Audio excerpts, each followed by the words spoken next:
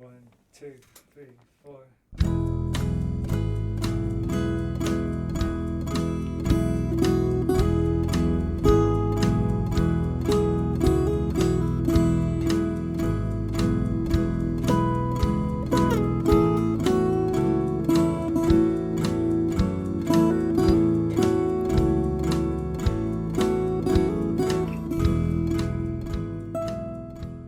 You are listening to SKYLIT, the SKYLIT Books podcast.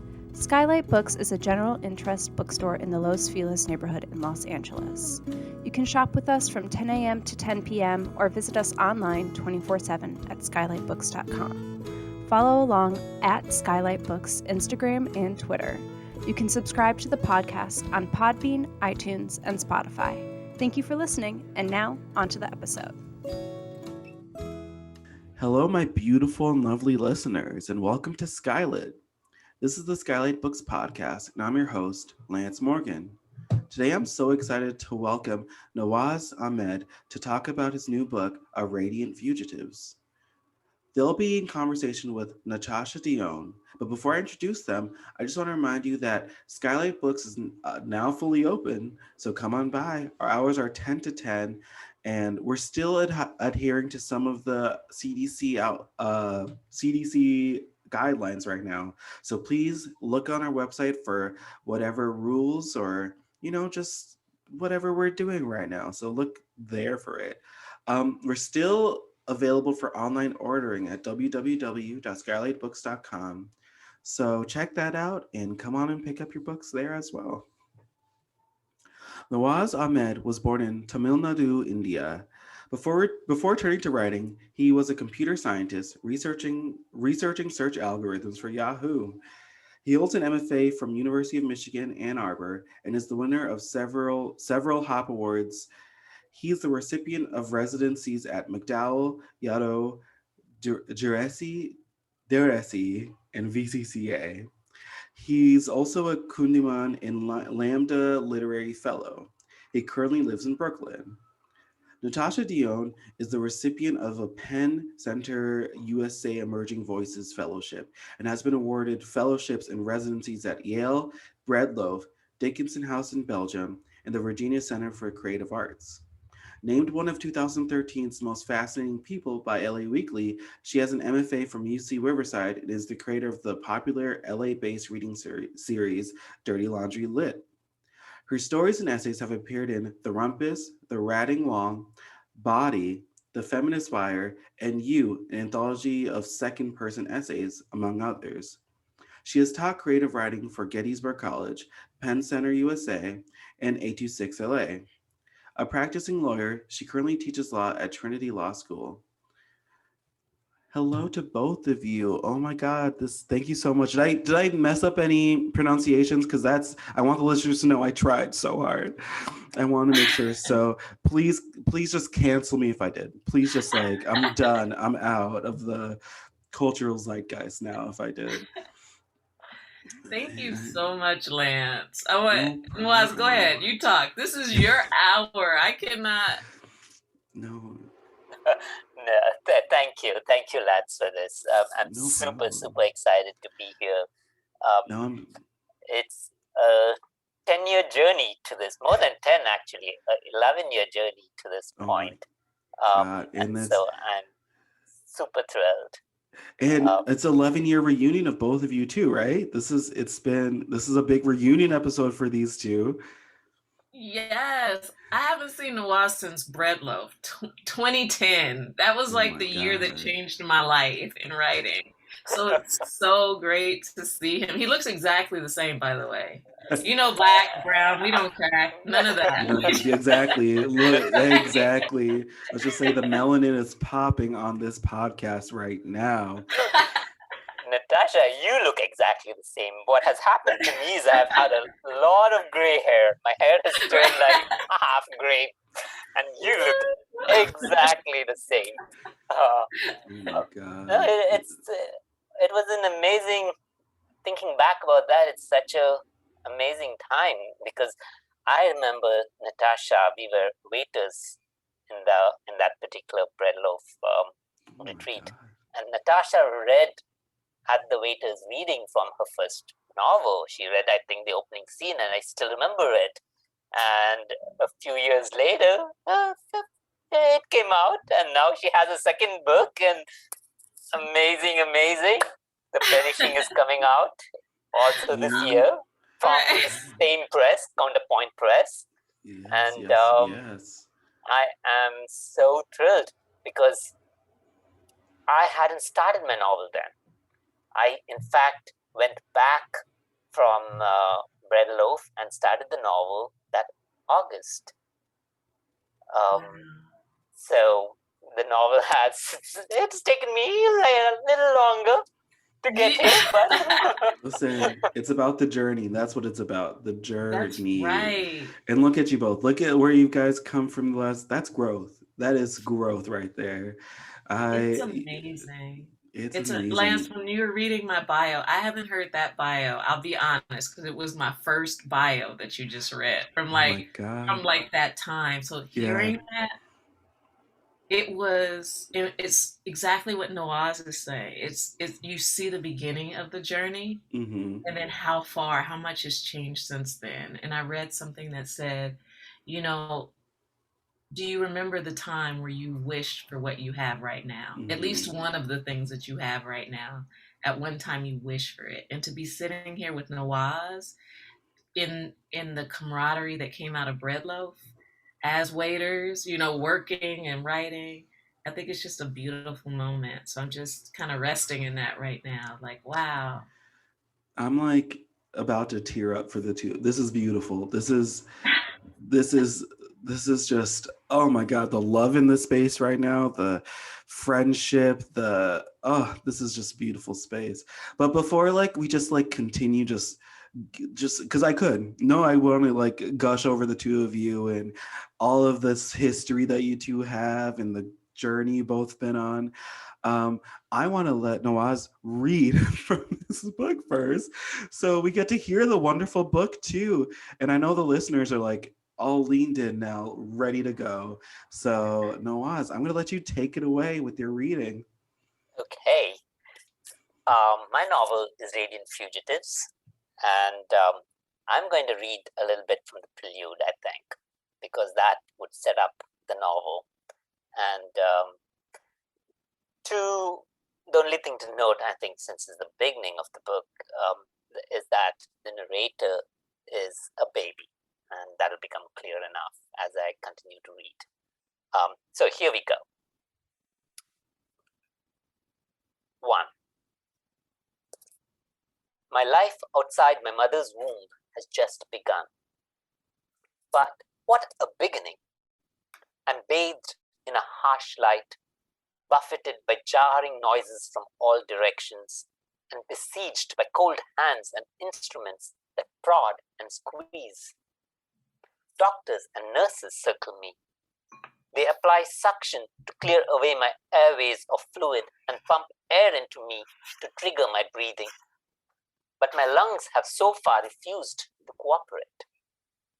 Consider this. I've spent 9 months cradled in my mother's body.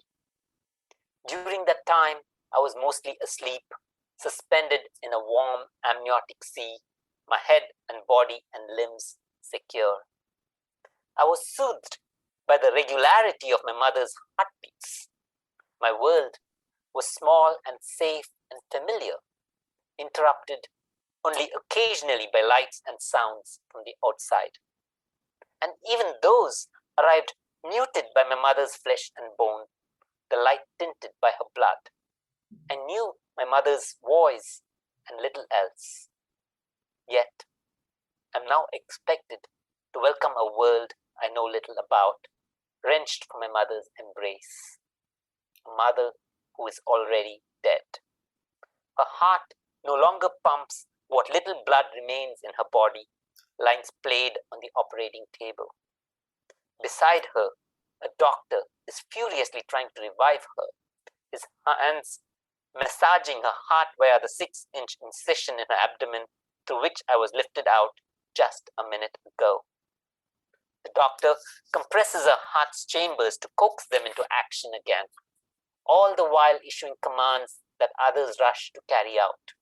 They're working hard, these men and women, as if they believe and fear. They still hold my mother's life in their hands. As for my attendants, they are anxiously awaiting a sign from me, particularly a lusty cry that will indicate my lungs have inflated and that I have accepted my admittance into this world. 2. Is this to be the extent of my experience of my mother? These few moments in the operating room when I still feel linked to her, the umbilical cord only just severed, the oxygen that flowed through her body still flowing through me? Taking a breath and crossing the threshold of this world will sever my remaining connection to her and consign her to the shadowy regions of my subconscious. I would like to think I have more choice. I could hold my breath and be granted a longer respite. A few moments more to grieve what I've lost, to appraise what I'm about to enter. For what world handicaps a child at the same time it receives him? My mother's name is Seema, which means face, something of her I will never see, or frontier, something I must leave behind. How twisted it is! To be able to properly mourn her, I must not cry, for with the very breath I take to cry, I will leave her behind.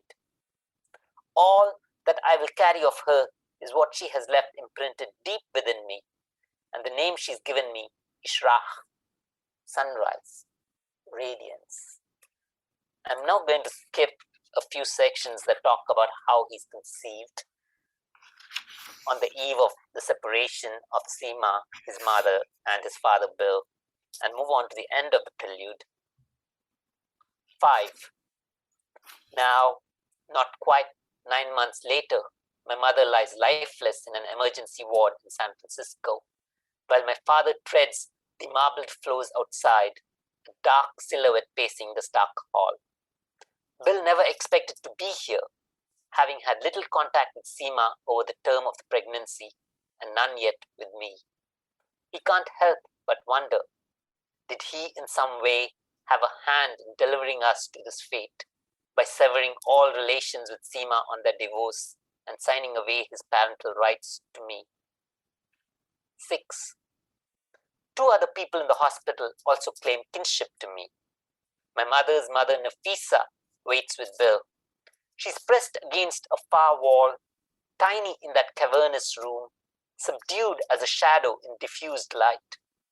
Her thoughts are focused and obstinate, continuing a precise litany of hopes and dreams for Seema and me, as if to keep from considering any future that doesn't include us altogether. For how can she even bear to speculate that she who came to assist in a birth has instead precipitated death? Somewhere in the hospital, my mother's sister Tahera is searching for us.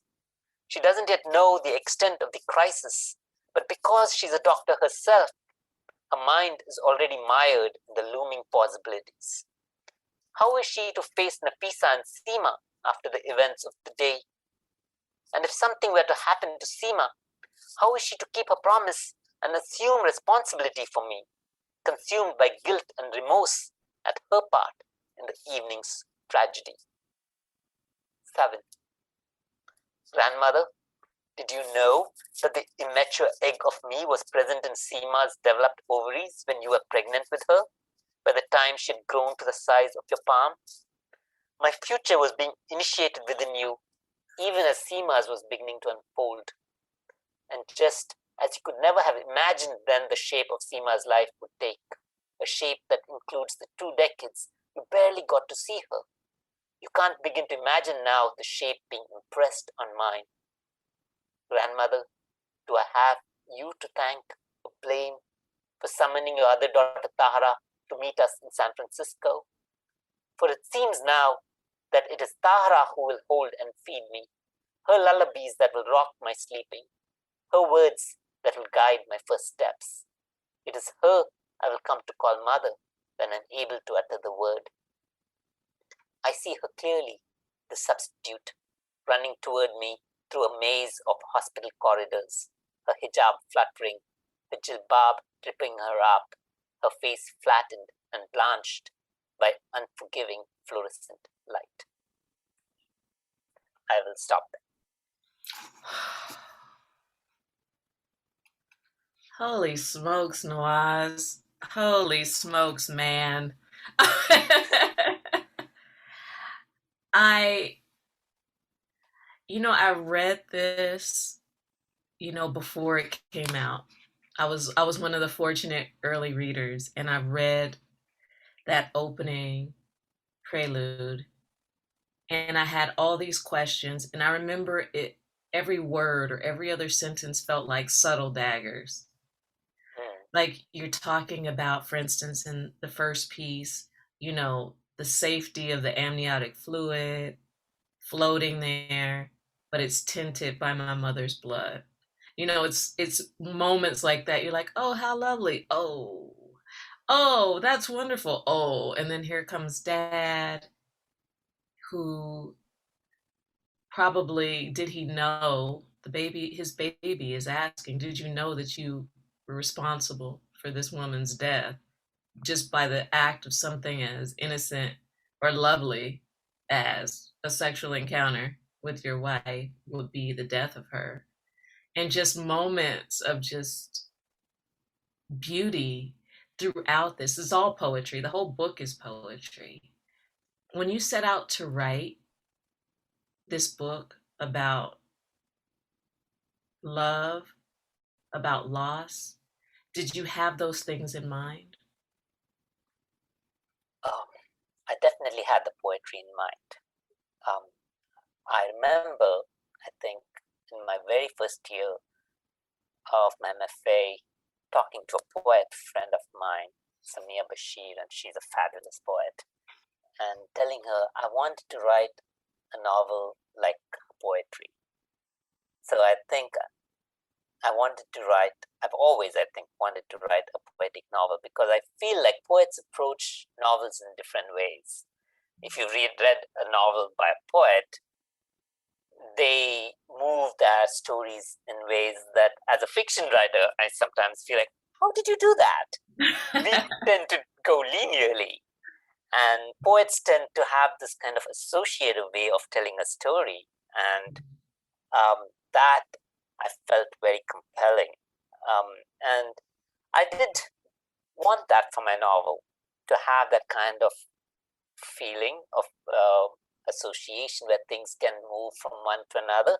And I don't know if I managed to pull it off completely, because I'm still a fiction writer and I still feel the plot. You did it, friend. You did it, friend. Let me just interrupt you talking and talk over your vocals right now. You did that shit. You did it. Okay, that is so good to hear. Yeah, because my first love was poetry.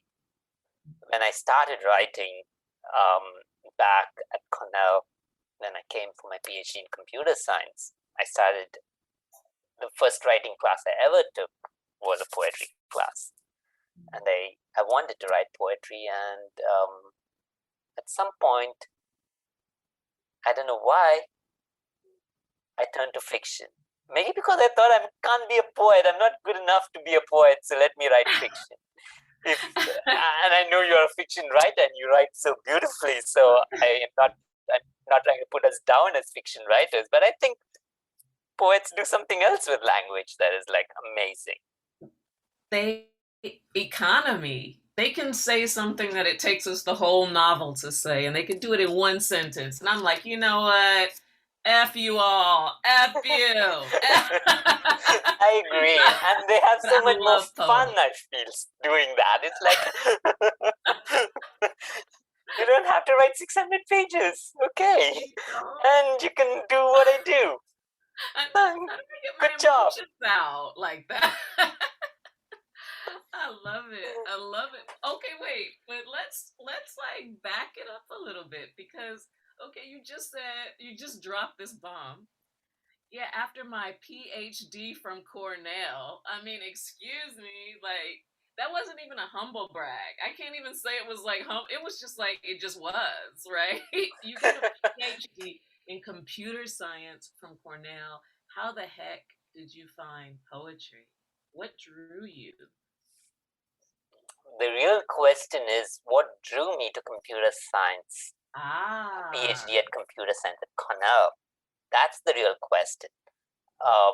What drew me to PhD at computer science at Cornell was because I felt in India, where I had just done my undergraduate in computer science, I had felt that there was very little way of being who I wanted to be, which is this other person, this writer, this explorer, this even this gay man. So there were so many things that I felt I couldn't be in India at that time. And what drew me to a PhD was also a chance to get out, because that's one of the ways you could get out of a country, by going for a graduate study in somewhere else, somewhere that they would actually give you a visa and support you, which is essential. Otherwise, it's like impossible for someone from India to get to the US. At least it felt like that then. So I did come ostensibly to do a PhD at computer science, but what I did at Cornell and why I chose Cornell was because they claimed at that time that you could do a minor in some other field you wanted. And I ended up doing a minor. I wish I could say poetry now, but I actually did one in modern dance, which is a different story. You just went all out. Okay, you were just like, I'm doing dance. You do a little hip hop. Did you do? No, it was very modern. It was Cunningham style of dance, which is very. I tell you, I've never danced before, and had it in poetry before, but had never danced before. So I'm gonna age myself, but I can see you like doing a little bit of pop locking, a little crunking. I can see you doing it. No, forget modern dance, forget poetry. I'm living my best life. I love that. Oh. So yes, so that's how I came to poetry. I took one class in poetry. I did many more in dance, but I thought poetry I could do by myself.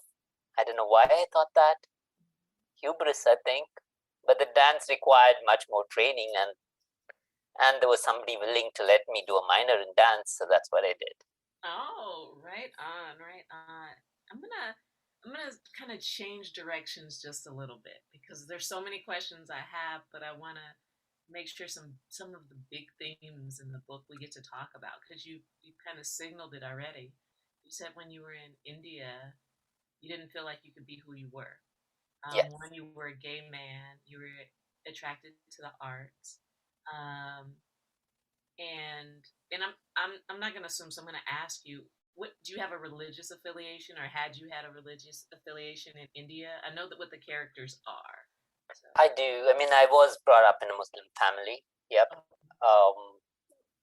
I have a complicated relationship with that religion.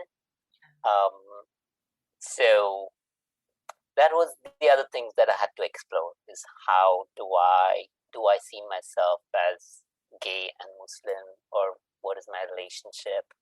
And that was the other things I wanted to explore, and I felt I could only do it by leaving the country, which seems like many gay people seem to have to leave where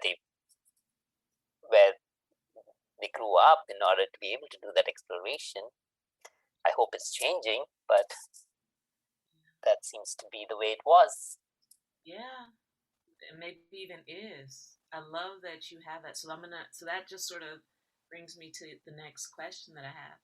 So love and sexuality, as well as faith and religion, are big themes in Radiant Fugitives, and it comes out so beautiful. Yet sexuality and religion are areas in the faith communities that we tend to shy away from, and there's also, it's also dangerous. What made you want to make, well, I'm not going to give away any spoilers. I think you could probably read it on the cover. So we know that Seema is lesbian. So you write a woman character who is lesbian and who has been exiled from her Muslim family. What made you want to explore faith, religion, love, and sexuality in such big ways? I think I was definitely looking for ways to explore my sexuality and my relationship with my faith,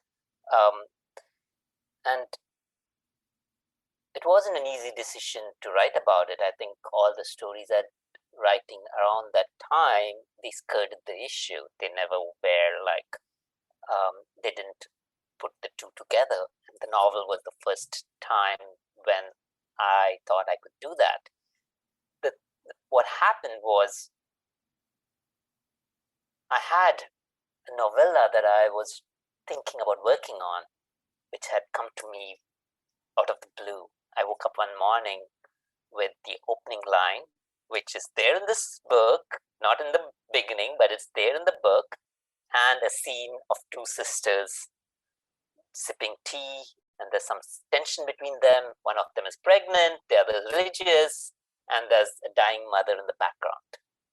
That is what I thought would be a novella, something small, and it would be safe, but it had nothing to do with my sexuality. And then when I was thinking of developing it as a novel, I felt I could not commit to it unless there was a queer element to the book. I felt I had to deal with it. I couldn't shy away from it. I had been out for around 10 years by that time.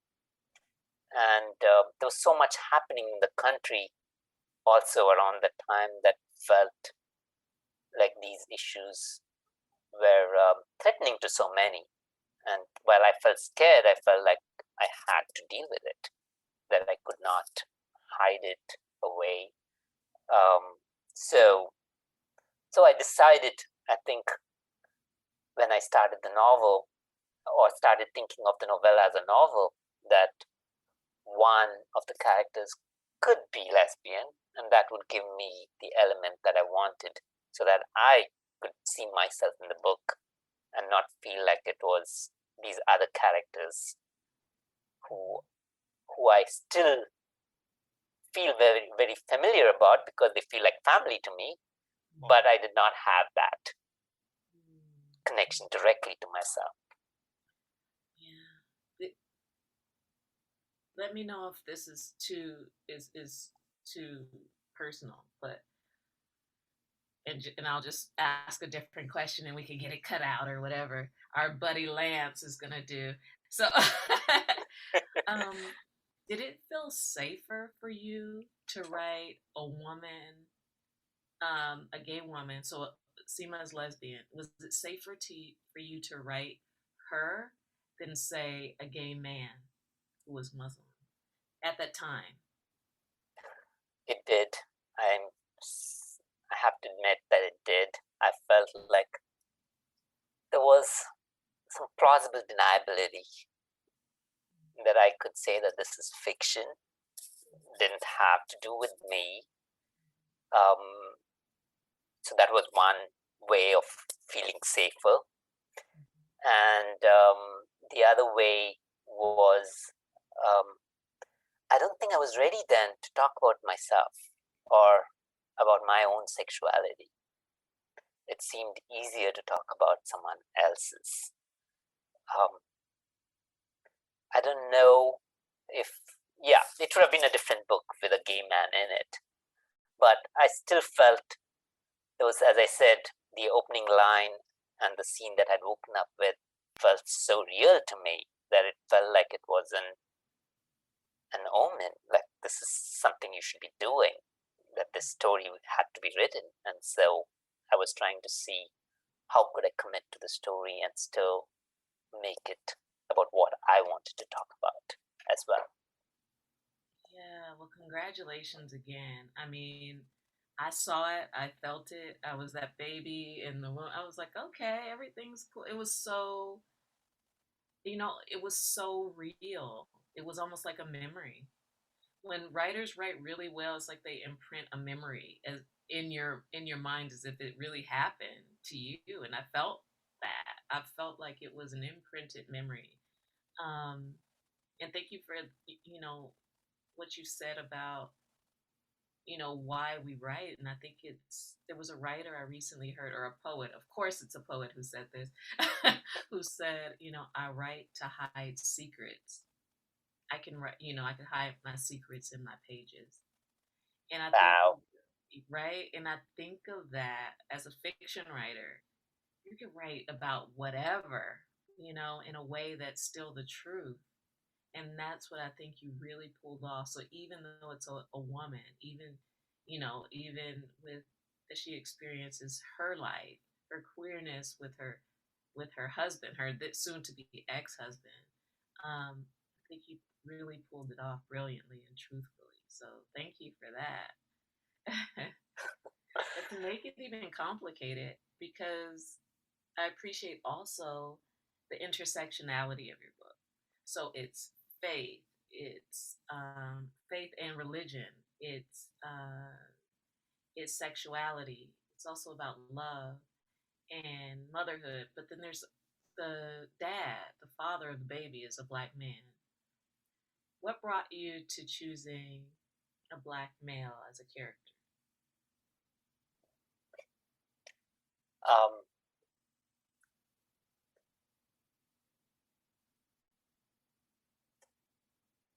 In my conception of Bill, I saw him as Black. I cannot go back to the reasons now because it did not occur to me that I want to write about a white man. I did not see Seema with a white man. I saw her with a Black man, and she was, at least in the book, she is with a white woman, and at some point. But I think she's coming out of that relationship, and in thinking about the kind of man she might end up with, it wouldn't have been an Indian man. It didn't feel like it would have been a white man. And I think Seema would have chosen someone she can relate to in a particular way of how she feels oppressed. And I think she chooses, if Bill had been white, I don't think she would have married him. It's Bill's Blackness that allows her to marry him, because I think she's searching in her own complicated way, searching for a cause as well. And seeing Bill's outsideness in America is something that she relates to and sees that. So yeah, it never felt right that she would marry anyone else, if that comes across in the book. Yeah, no, it made sense. It felt seamless. It felt, as a Black woman myself, but I married a white man, and often on, like, when I'm being interviewed, especially in my own spaces being Black spaces where I most identify Black community. Sometimes people will ask that. And it's like, how do you, especially, in the volatile situation of the world, how is it that you can even talk to this white man about that, who's foreign, he's an immigrant, all that stuff. And it's like in our own spaces, all those isms are dismantled. Racism is dismantled. Genderism is dismantled. So it is hard to explain to other people, but I felt that in the book as somebody who's in a biracial, if race exists, relationship. So I thought you did an excellent job of that. Which brings me to my next question, because the book is set in Obama-era San Francisco. Kamala Harris is the Attorney General, which I remember before she was Vice President, and I remember that time. And I've lived in San Francisco. I was a lawyer in San Francisco, living in the financial district, doing this whole very strict life. Wow. Gavin Newsom was just about to be mayor of San Francisco before, all this, and you just captured it so splendidly. Why San Francisco and why Obama era San Francisco? I mean, I lived in San Francisco. That's where I lived while I was working in the Silicon Valley at Yahoo. So 9 years after I left Cornell, I was in San Francisco. And it was the longest I'd actually been in any city at that point, because my childhood, I kept moving between many places because of the way education is set up in India. There were no good schools where my parents lived, so I kept moving along to various other cities for my education. And so San Francisco was the longest I've ever been, and in a way it felt like home, at least while I lived there. And why Obama era San Francisco? I started the novel in 2010, which is after the bread loaf thing. And I decided at that time, I think, that I needed to make the time period of the novel very, very clear to myself so that I could actually write the book. One of the things I really wanted to do was to see how does what's happening in the country and in the political space, how does it impact our lives? And for that, I needed to choose a very specific time. I didn't want to really make up the entire political history. I wanted, it's already there, why not just use it? And so I decided that I was going to set it at 2010. And it also seemed that the time was definitely an inflection point. We had just come out in 2008 with this election that seemed to promise so much. And within 2 years, it seemed like some of that promise was crumbling. And I think I was afraid. I wasn't sure where the country was heading, and I'm still not sure where the country is heading. But definitely in 2010, I remember feeling frightened, especially there was a lot of anti-Muslim sentiment rising up again.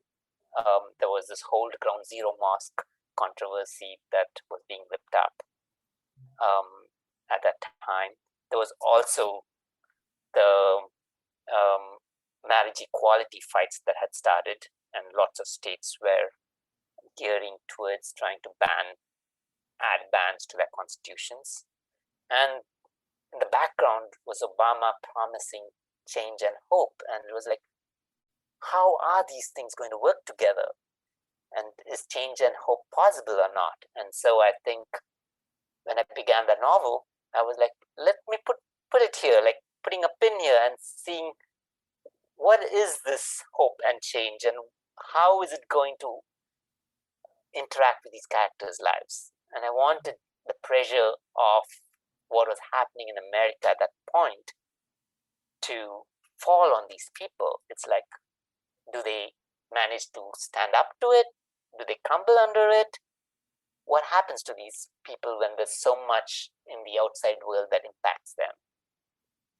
And that was one of the things that I was also thinking a lot about. Just because it was affecting me, I was both Muslim and gay, and also a person of color, and so proud of having Obama in the White House, and then wondering what is the future going to be like. And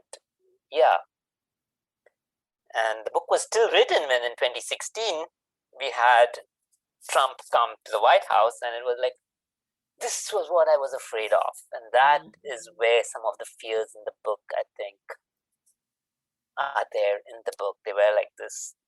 They were still tentative, but they were there in 2010 when I set the book. So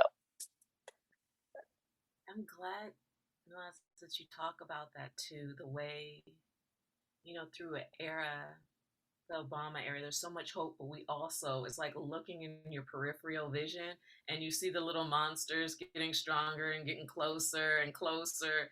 But you're like, nope, I'm going to stay focused straight ahead. And it felt, even though you feel the weight of what's happening and you could see this shift. I remember being at a dinner and I remember for a long time I was thinking, there's no way Trump can win. There's no way Trump can win, until I was sitting at this table and the people, not Black, I was the only Black person at the table, but the way they were talking about, oh yeah, well, he's not so bad. He's not, it was just the language. And I remember as it went around the table, I was thinking, am I the only sane person at this table? This was months before the election. And then I thought, oh my God, this man is gonna win. And I ended up writing this essay called How to Brace for Impact, because I was terrified for the world. Wow. And that's what it felt like when reading this novel. I'm going to try not to cry right now, and I'm not going to give away spoilers. But when I read the ending of this book,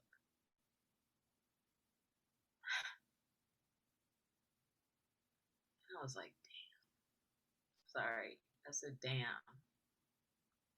I didn't want that ending.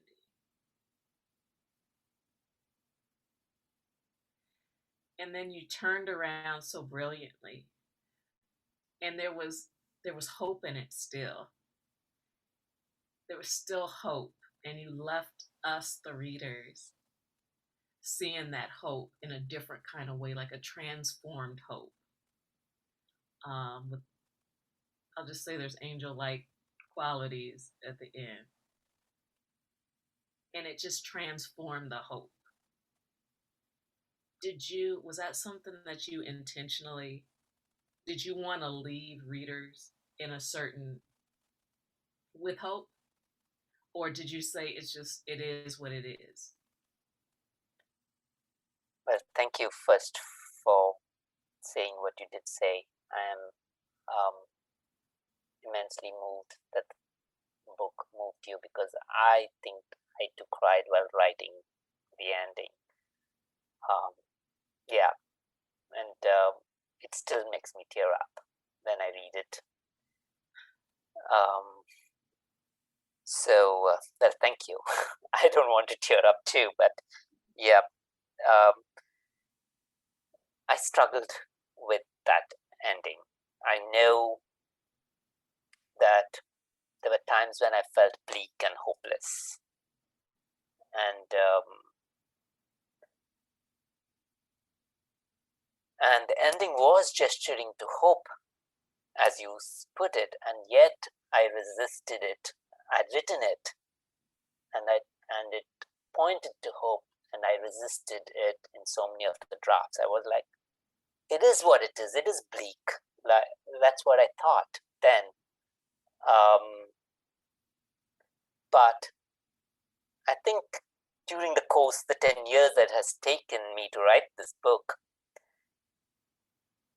I've come to believe in that kind of transformed hope. That there is a kind of a hope that we have to cling to, because that is what will keep us going, even if for no other reason. And that's the journey of the book and the journey of me, and I hope the journey of America as well, that there is this thing that we can move towards that is brighter. And that, I think, is where the title Radiant Fugitives comes from, is that we are all trying to move towards this light in some way, and there is hope in that light, and there is hope in that journey towards that light. And yes, that is the book I wrote, and I myself hope to gain some strength from it. Thank you so much, Nawaaz, and just thank you, SKYLIT, for bringing us together. Every week I say this, and I want the listeners to know I mean this every time I say this, every week, every time I do the podcast. Run, do not walk.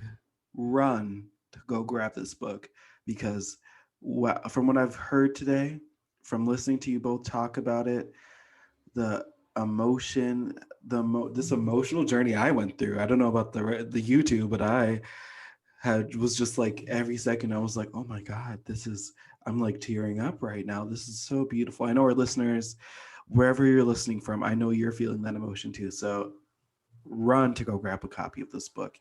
It is important. It just, what an important book. Thank you so much, Nawaz, for writing this book. And yeah, I know me and Natasha are just both feel that, right? We both feel that right now. Just wow. Thank you for writing this, and thank you for, I don't know, for just putting this out there, putting your soul out there in this way. What a beauty. And I am so sad. I'm so sad to be the person who has to end this podcast because this episode has been so special. But I have one last thing to ask the both of you. Do you have anything you would like to say to the independent bookstore community as a whole, and the SKYLIT community? I mean, which wraps up that community too. It includes that. But yeah, do you have anything to say to them? First, I would love to thank you, SKYLIT, for having me, Natasha, for this beautiful conversation, and to talk, and thank you too to the independent booksellers all over, because you were the ones who carried all the books I read. I mean, trying to find those books that you couldn't find in Barnes and Noble or any of the big things. I mean, we came here in San Francisco. You were our lifelines, the independent bookstores. I remember going to things like City Light and different light. Why am I blanking on it? Anyway, Books Inc. And there were all these wonderful books that carried the books that I felt spoke to me directly. And I am incredibly thankful for that community, for the kind of books that they carry, and for their commitment to bringing all these stories out. No, thank you for that. Thank you for that. And Natasha, I'm so sorry. I think I interrupted you for a second there. No. I'm over here crying. I'm not even PMSing. I'm just crying. I don't know. It's just crying. I'm just emotional because I would want to say the same thing that I'd say to Nawaaz with this book, because you had to carry this book for 10 years. And I just want to say thank you for not quitting on her, on Radiant Fugitives, because there's so many times where we just want to quit. We're like, forget it. It's not going to move anybody. What am I even doing? And you finished that shit. And I thank you for it because it changed me and helped me to see another world. Like, when do I get to see inside an Indian Muslim family? Never. No matter who I know, but you get to know so intimately. And you didn't make any of the religious characters, which we didn't get to talk about it. But like Tahera, we didn't get to talk about how she was super devout, but she wasn't stereotypical. She wasn't, you still understood her. And for the bookstores, oh my God, you guys are the flagships of hope. Talk about fostering hope. Every writer that I know is like looking to, what's SKYLIT doing? What's Book Soup doing? But for me, it was always SKYLIT. That was the first place I went. When we could go, when you guys opened, I just walked in there really fast. It was the quickest walkthrough, but I was like, I'm doing it. And I filmed it and I posted it on Instagram. Yes. Because you guys were the light carriers in this dark time. And even writers who are going through that reentry anxiety and they can't go out, they're watching, they're listening. It's because you guys said yes. And you guys said, we'll stand here and we'll hold on this.